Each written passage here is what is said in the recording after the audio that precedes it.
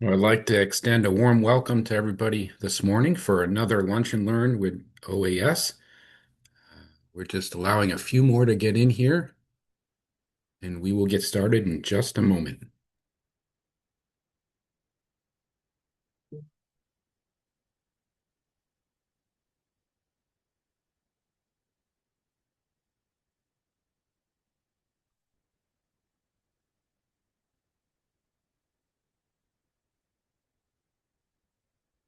Go ahead and get started, and we'll let the rest join us as they can.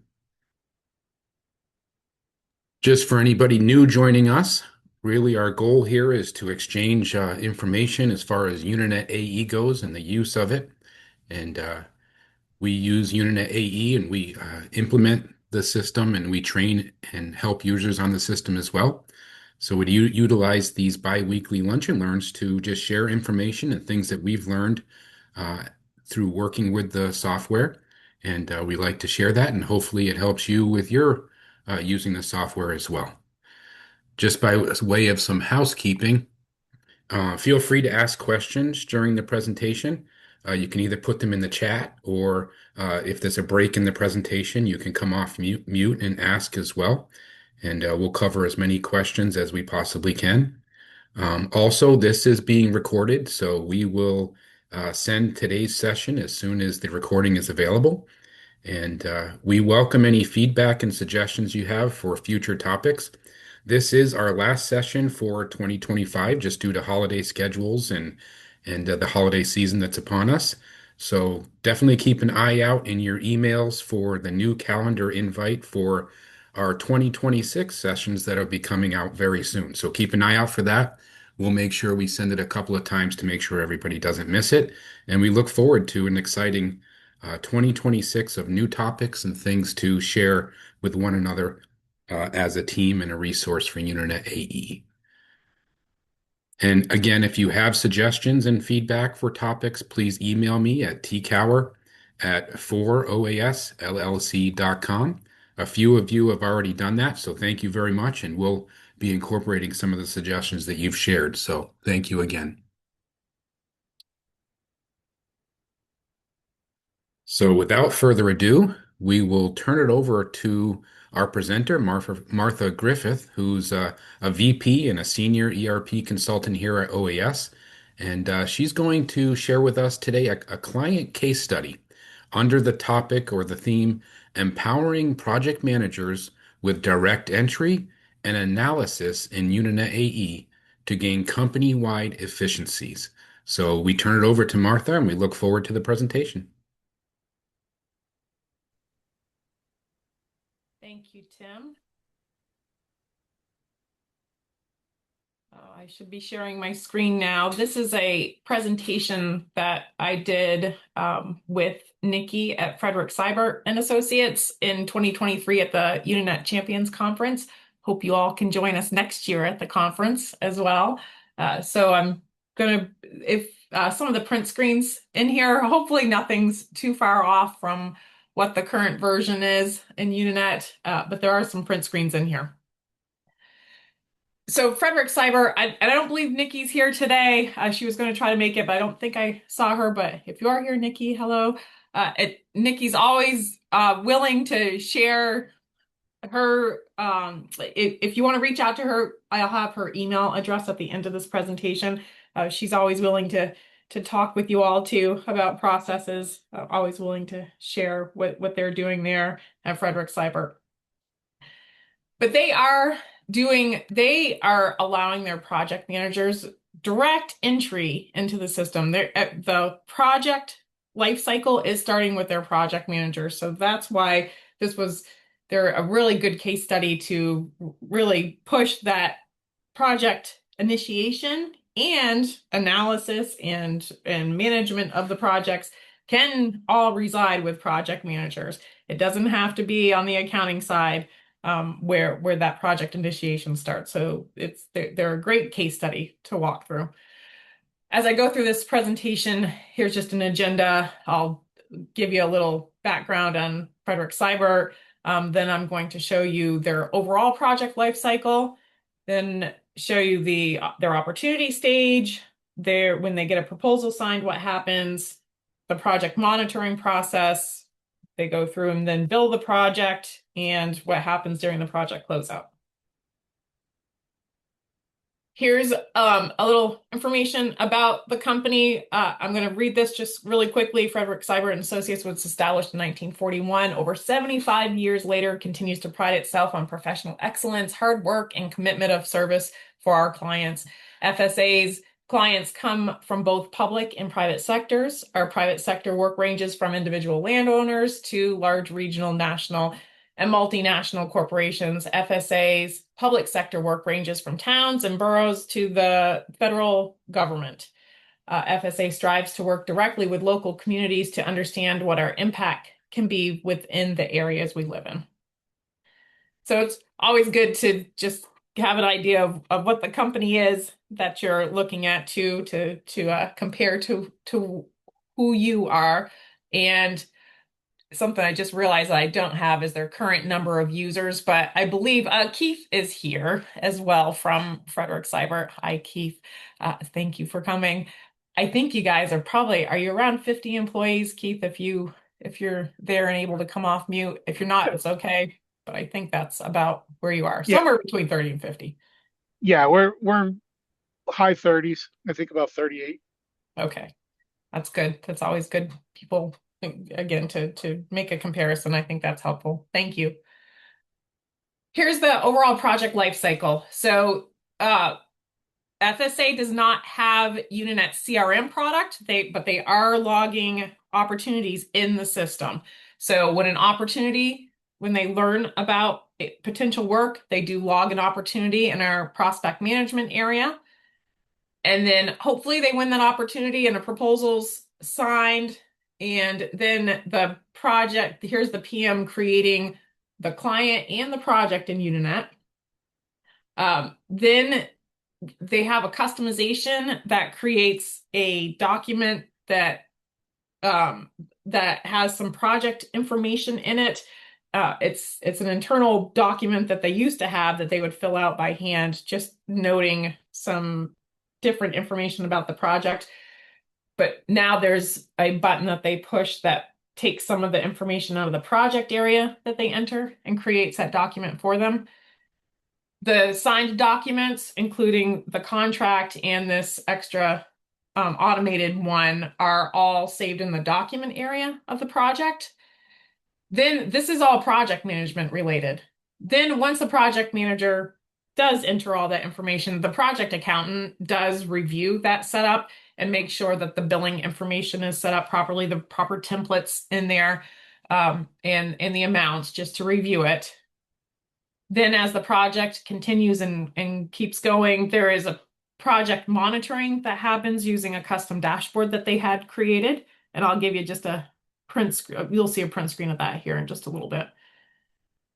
Then billing goes on from month to month throughout the life cycle of the project, and eventually the project does end. So that's the project closeout. So let me show you a little bit, or talk a little bit about their opportunity initiation. This is just where the project manager goes in and creates a new client, if it's a new client. If not, then the client's already in there. They don't need to do that. And then they create the opportunity under prospect management opportunities. Many of you know you can create opportunities under project administration projects, but they don't give their project managers are going in under prospect management opportunities to do that. And here's just a picture of that area of opportunities, prospect management opportunities. They're creating the opportunity here with basic information, but that's where they start. Then hopefully they win the project, the proposal's signed, and here's the process that happens. Again, this is still in the hands of the project manager. The project manager they do go into project administration projects at this point, and they change the charge type from opportunity to billable. Some of you are doing this process and you might be taking an opportunity, copying it, and making a new project. There are two ways that you can do things. You can do it like they're doing here, just swapping the charge type, or you can copy and make a new project, make the opportunity dormant or inactive, and use that new billable project. As you're deciding which one of those, if you're not doing that and you want to talk through which one of those options is best for you, you can reach out to one of our consultants here and we'll walk you through the pros and cons of each of those options. Then the project manager creates this project data sheet that I was referring to before. It's a custom automation in Unanet. It's a kind of a project description sheet that has a lot of information about the project that they just like to see in one place, a summary of everything in the project. But again, we were able to do a customization, so they didn't have to be creating that in outside of Unanet anymore. Then the proposal and that data sheet are saved as documents in the project setup. So there's one place that the project manager can go, just to the Documents tab, and they can see all of their related documents to that project, which helps and makes things more efficient. The project accountant then reviews the setup, again, putting in some of the billing information down here, making sure the right template's there, making sure the email address for the invoices are correct. And then, and this is just a print screen to show you when they win the project, they have that opportunity, they pull it up, and then they change this charge type is what I'm referring to, from billable, from opportunity to billable. So now we have a project, people are charging time to it, charging time and expenses, and so the project managers start monitoring their project. FSA had us here at OAS create a custom dashboard for them with the specific items that they want to look at to know whether their projects are doing well or not. Here's just a print screen of the columns that are on that. This is a classic dashboard. Many of you know we have two types of dashboards in Unanet. There are analytic and classic. Classic dashboards, when you use those, they can only be used in the desktop version. So there are pros and cons to both different kinds of dashboards, but classic dashboards can only be used in the desktop version. But the advantage to them is that you can make it so that you can input data into them. And that is true. FSA does have some information that they might update on these. So they have the status of the project, whether it's active or not, the project number, the project name, client, project manager. Now I forget what the day is, but this day, there's a column here that I'm not sure what goes in there. That was days since last invoice. Okay, I didn't have it big enough. Thank you, Keith. Hmm? Days since last invoice, so they can quickly look and see the last time that they invoiced the client, which can be helpful to stay on track with your invoicing. Fixed fee labor cap, those are your contract amounts that they're seeing here. The WIP, so that's any time and expense that's been charged to the project that hasn't been invoiced yet. The AR balance, the total amount billed to date. They have a lot of projects that they take retainers upfront on, so they can track the retainers pretty quickly here. A project status. And what were these? Keith, are you still there? Yeah. I don't remember. What are the two last ones? That's when the status was last changed and who changed it. Okay, so an audit trail kind of what changed on the project. Yeah, our project status is a user-defined field that we track updates with. Perfect, thank you. So all of you have, every firm, all of us consultants here at OAS, we're working with lots of different firms every day, and we find every firm monitors things a little bit differently. But this is just a great example of how you can figure out, you can let us know what it is that you need to see all in one place, and then we can create dashboards for you so that you don't have to jump around to different reports or try to pull stuff together outside of the system. So this is an example of what you could use. But again, if there's different things that are important to your firm for monitoring your projects, just this should give you an idea of what could be done, just so that you have a one-stop shop kind of to see everything. So now we have a project, people are charging time and expense, the PM's looking at how things are showing up in that dashboard, and we need to, of course, bill the project throughout the project lifecycle. So the PMs are going into PM bill review and doing all of their review of the project and all the unbilled time and expenses there. They're communicating everything to the project accountant in that area, using the PM reviewed checkbox that most of you hopefully are using with your PMs as well, so that you can be completely paperless. They're going and looking at everything, noting, the PMs are noting what needs to be billed or what might need to be changed. And then the project accountant is going into the PA bill review area and looking at those notes and billing off of what the PMs are putting in there. And then eventually you get to the end of the project. When that happens, the PMs are actually going into project management, PM bill review to review everything, make sure everything's billed before they close out the project. The PMs analyze their projects in detail. Well, that's just what I said, I guess, to make sure that the billing's all done and that they're not missing any billing in there. And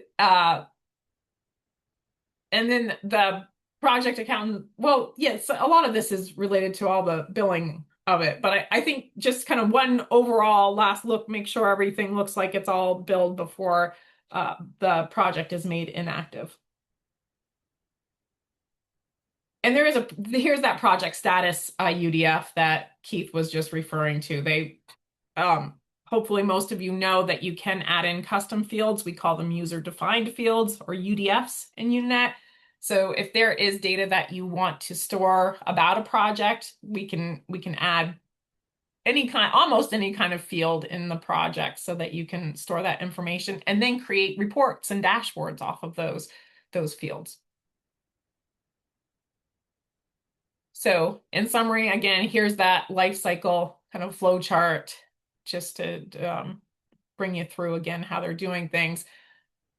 But again, what we don't always see as a consultant, we don't always see firms letting project managers in right in the beginning to really update things. And we do see a lot of firms letting project managers create the opportunities, but letting them in to actually change the status from an opportunity type to a billable type project, that we don't see as many firms doing. People get very nervous about letting their PMs go in and change things like that.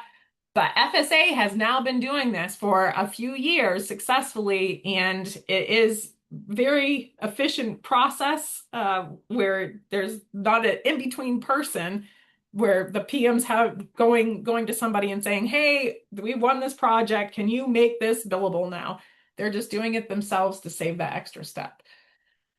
So by doing that proper the other thing FSA does that a lot of firms don't do but should is that they're doing constant training with their PMs as well.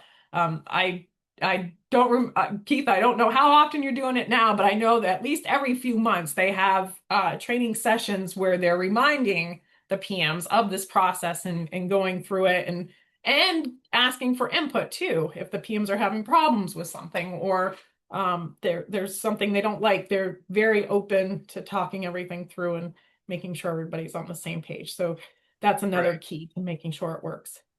Right. We would do a training day offsite once a year, usually, after the holidays, like in January, and would go over all the procedures and especially if we're making changes to that, the project life cycle flow that you got there. If we change anything or add something, make sure everybody's up on the same page and everyone knows what to do to, keep everything on the right track. Because if you have people that, aren't really sure what they're doing in there, they can get things, messed up. So giving all the rights there to project managers works really well for us. I think it's just making sure everybody knows what what they're doing ahead of time is key. Absolutely. You guys, you're a great example of how that can work for sure. That gets us through that process. And Nikki again is not here. Keith is here too, but I think hopefully I'm not putting words in your mouth, Keith. But they're very open to talking things through too. If you want to reach out to Sure. myself or us here at OAS or the Frederick Seiber folks. What questions does everybody have? We do have a couple in the chat, Martha. One from Elliot. He's interested in hearing about tracking opportunities with this. They keep opportunities separate from projects so they can track the rates and proposal volume. So when they add an opportunity, they change the status to closed won when they win it, and then they make it a project. That's how they do it currently. You set it to closed won. I'm trying to see that in the chat too. Are you saying, Elliot, that you close the project, copy it, and make a new one? Yeah, Is that? we don't even copy. We just kind of start fresh with a Oh, new okay. project, and just so that we can, what I tell myself why we do this is so we can track what opportunities we've won. I thought that if it turns into a project, kind of that proposal status goes away, but maybe that's It off. does. Okay, yeah. You're absolutely correct. Yep. So that is an advantage of making the opportunity dormant and starting a new project, whether you're copying or starting from scratch. There is an opportunity dashboard that has a hit rate on it that will only pull correctly and pull good data if you keep your opportunities separate from your billable projects. Thank you. Yeah, you're welcome. Thanks, Elliot. Also, Tim mentioned that he suggests adding the CRM. They do all of it with the CRM added, and it's very streamlined. And based on that suggestion from Tim, we can help with CRM now as well. So if anybody is interested in adding CRM, which would help in the opportunity tracking and converting to projects and that sort of thing, please let us know. We can assist. Thank you. And Tim and Tim's company Warehouse, they're a great example as well about having direct input into the system. So Tim, thank you for that. That's great information. Yeah, and Warehouse, you've been using CRM now.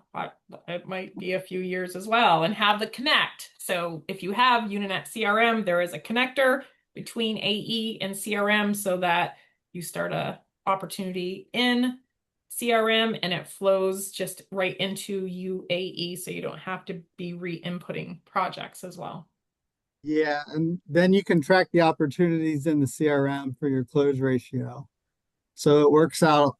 I hear what some are saying about copying and making other ones, but if we track everything through the CRM for our opportunity status, so once it's flipped and pushed over, it's nice because then you just select the template that you want, and the project managers push it over. It creates a file feed on the server.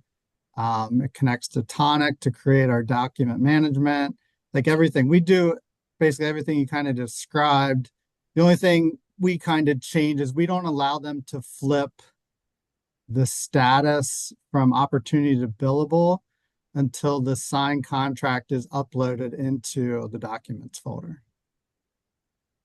And that's a good control. That makes sense.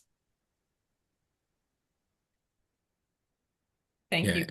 And again, we are now CRM partners with Unanet. So if we can help take a look at the CRM, see if it's something that you want to add to your system, we can help from evaluating it, checking it out, demoing it, and implementing it as well. So please reach out to us if anybody wants to consider that.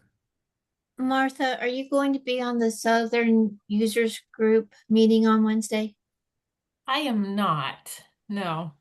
Okay, because for if someone from OAS is going to be there, that would be great.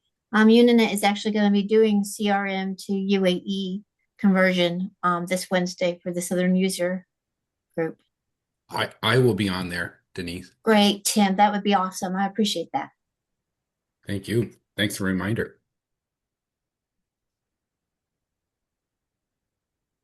Any Any other other questions questions? on the presentation?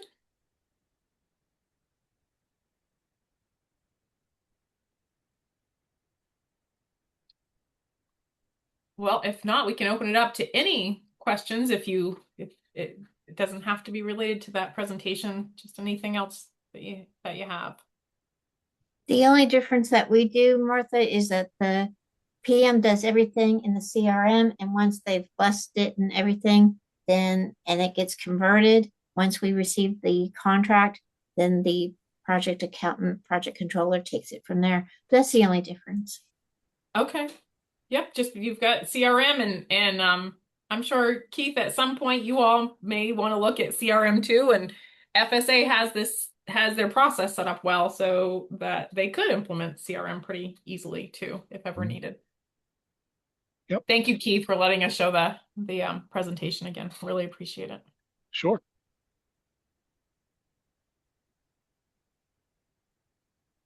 I love that one slide, Martha, that you talked about customizing dashboards. It's really neat to see how different companies utilize the different dashboards and what's important to them. I just wanted to reemphasize that, you know, if there's things that are being entered in multiple locations, we can work on a dashboard that allows you to enter those in one place. And obviously, FSA has taken advantage of that. So if anybody else is interested in that, we can explore helping with that as well. So thank you for mentioning that, Martha. Mhm. I have a question. Is FSA doing line item approval or are they doing by position? Keith, I don't remember. Who's approving timesheets? Is it just one person per timesheet? We have project managers that approve timesheets. So line items. So you are doing line item approval. Okay. Mm-hmm. Tim, you are too, correct? At warehouse? No, that's the only thing we haven't pulled the trigger on yet. Okay. Is your question like any challenges or recommendation? Keith, it's working well. We turned it on right from the beginning of your implementation, right? Yeah, Yeah. we have department heads that check all the timesheets and submit them. Yep.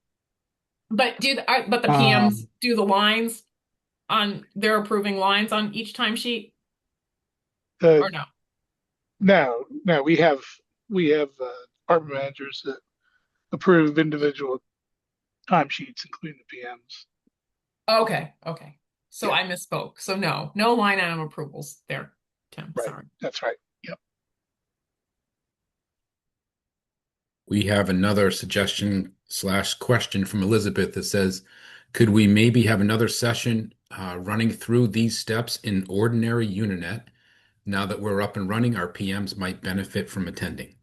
So I think that's a great idea, actually. What do you think, Martha? Yeah. We can pull up our demo database and do that. Awesome. We can plan that for early 2026, Elizabeth, so we can have time to get everybody organized and have them Thank be you. on as well.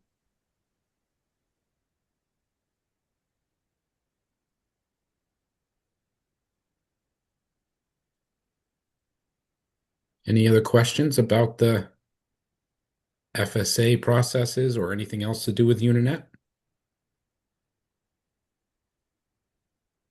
Any challenges or struggles or anybody's feeling? I have a question. Oh, I'm sorry. Go ahead. I have No, a go question ahead. for I have a question for Keith. How did you get your project managers to take ownership? Well, that's a good question. We were already sort of operating in that model before Unanet, so it wasn't difficult to have them take ownership. The issue was really making sure that everyone understood the new process when we switched to Unanet and how to use the program correctly. So we were already in that model. That's why we converted over. And another thing you have is very involved partners at the top with it does everybody the biggest thing that helps to implement something new and for those processes to stick and people to know that it's important is for somebody at the top of the company really buying into this and talking about it and training on it. And there are partners at FSA that do that and talk about the importance of it and really push it and hold those PMs to it. Yes, exactly. Mhm. A great question, Denise. Our project managers are spoiled. They're That used is to the the problem. project. Mhm. Yeah, and they're used to the project controllers doing their jobs for them. And so trying to train them and getting them active is always challenging. Um, And when it's been your You send culture. Mhm. David, could you send me your email address and I will forward you the invite for Wednesday?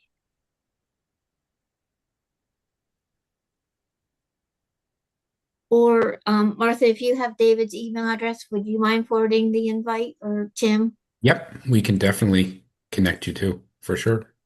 Thank you. I appreciate that. I wasn't sure I could copy and paste fast enough. So I have an unrelated question that one of our normal attendees that wasn't able to be here today, but is hoping to listen to the follow-up recording. She asked if I could put this question out to the group to see how other people are doing it. This particular client has a yearly component to their project. So where they have to do, she called it retaining wall observations. And she says they'd like to keep everything under like an umbrella job number. From what I understand from her email, they just do a top level project and they bill these T&M, but it becomes hard to see and track the yearly activity without some manipulation. So she was wondering if anybody had projects where they had a yearly component and how they might be doing it. Um, do you set up a new phase to be able to track that under that parent project number? Or, or is there some other method that might be useful to her? Does anybody have any suggestions? One thing I can say that we do, not entirely like that, but if we have a project that is closed out, but we do have a follow-up commitment either after, grass and formation has formed. One of the things we do is we still make that project inactive, but then we go back to the CRM, create an activity to remind us either in 6 months or 12 months to reopen that phase to do the billing again for that T&M period. Okay. That's a good suggestion. Anybody else have any methods that they might use?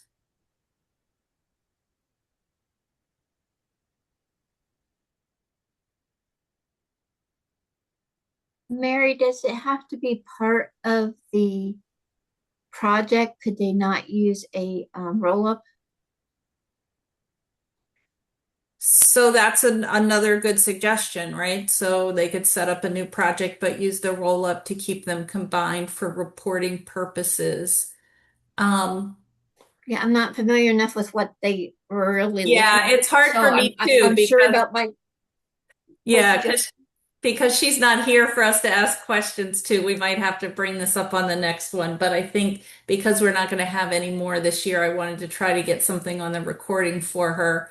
Um, She mentioned the possibility of maybe just using an expense code um, called retaining wall inspection and then changing the amount for each project year.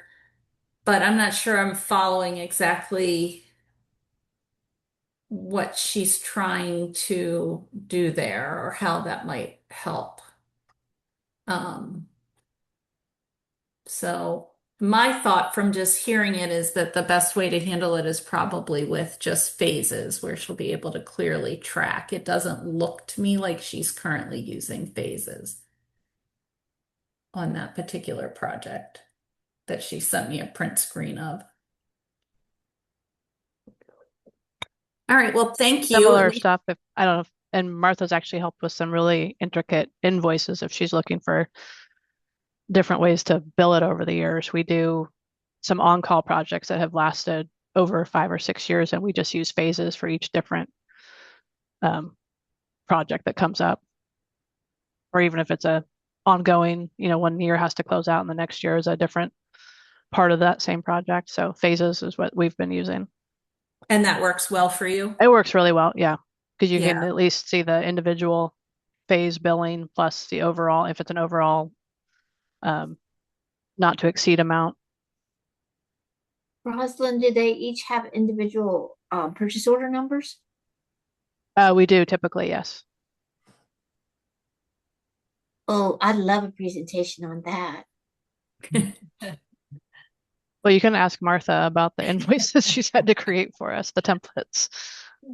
That's one of our, because a lot of times our clients will just issue us a new purchase order on an ongoing project, and it has to show that purchase order amount and bill to date. And yeah, we have that for each. We have some clients that have the different purchase order numbers and different.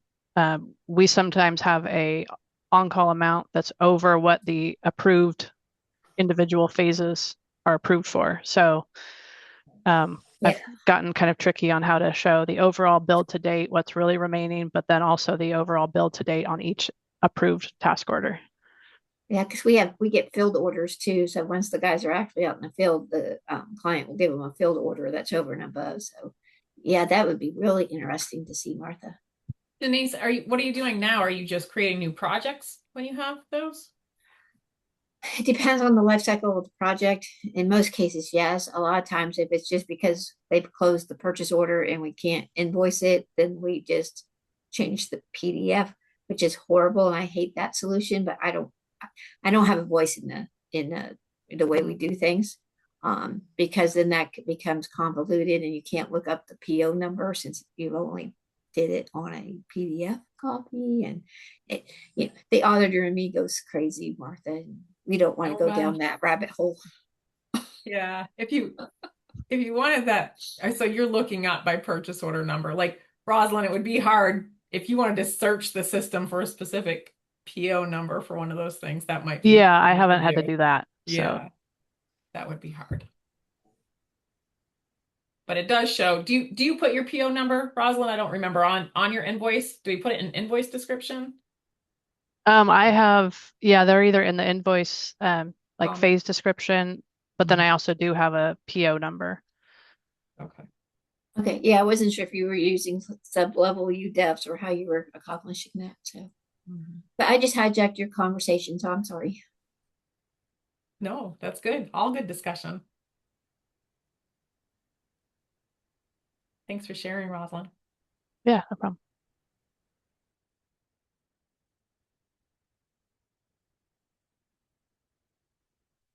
Anybody think of anything else? Any other questions or even shares that you have?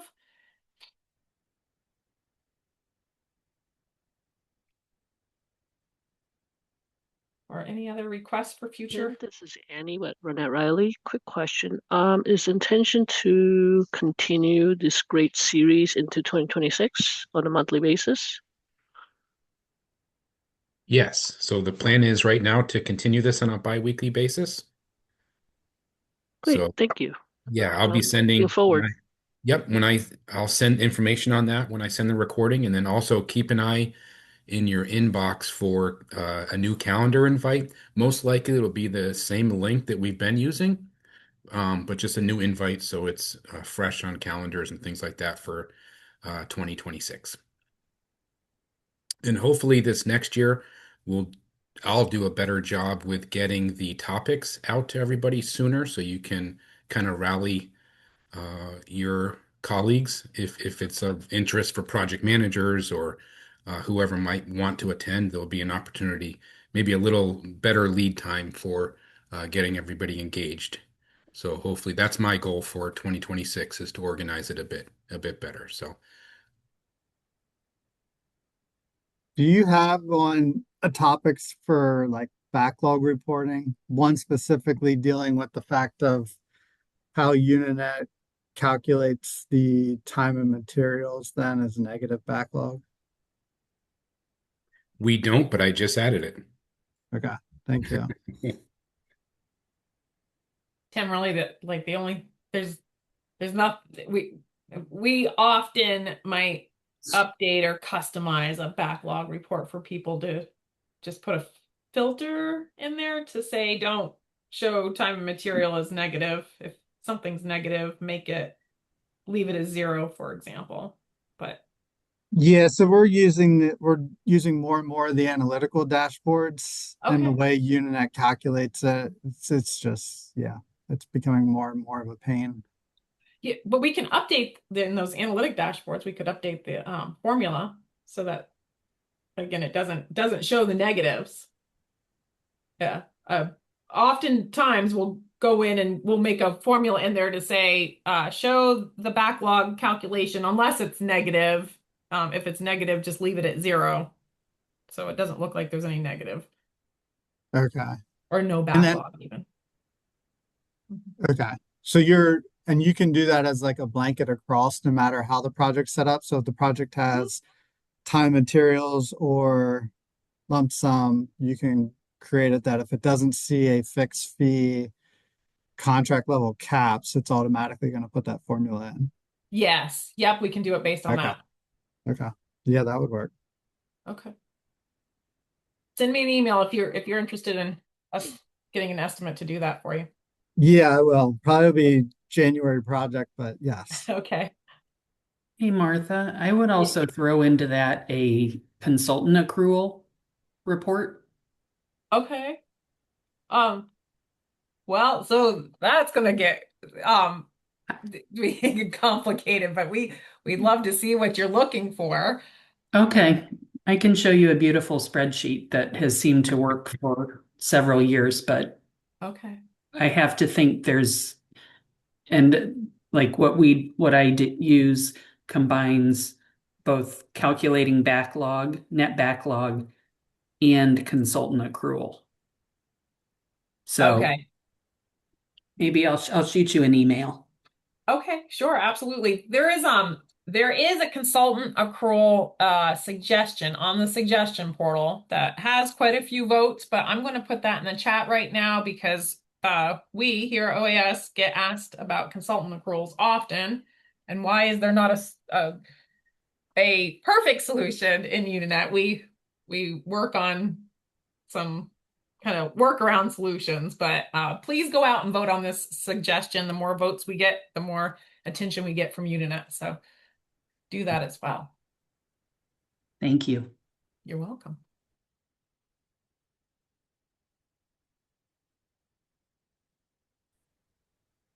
Any other questions?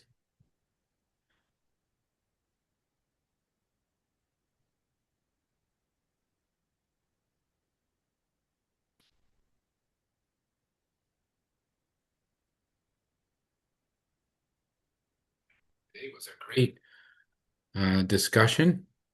Thank you, Martha, very, very much for sharing your insight. And thank you, FSA, for allowing us to share that case study and how you do things. And thanks for joining us today, Keith, as well. Appreciate it very much. And thank all of you for sticking with us this year as we've gone through these lunch and learns. I don't think any of us at OAS expected it to kind of grow to the point that it is right now. So we're thankful and happy to continue it next year. So looking forward to continuing sharing ideas and challenges and process changes and things like that with everybody next year. And again, I'll be sending out the recording as well as a new link or at least a new calendar invite for next year's series as well. So please share your ideas and suggestions as we start to make our list for next year. And we'll be sure to get what you need onto the list so that we can cover as much as possible and be as beneficial to everybody. So again, thank you for everything in 2025 as far as the Lunch and Learns go. And we look forward to seeing everybody next year. Thank you, everyone. Happy holidays, Thank everyone. you. Yeah, happy holidays.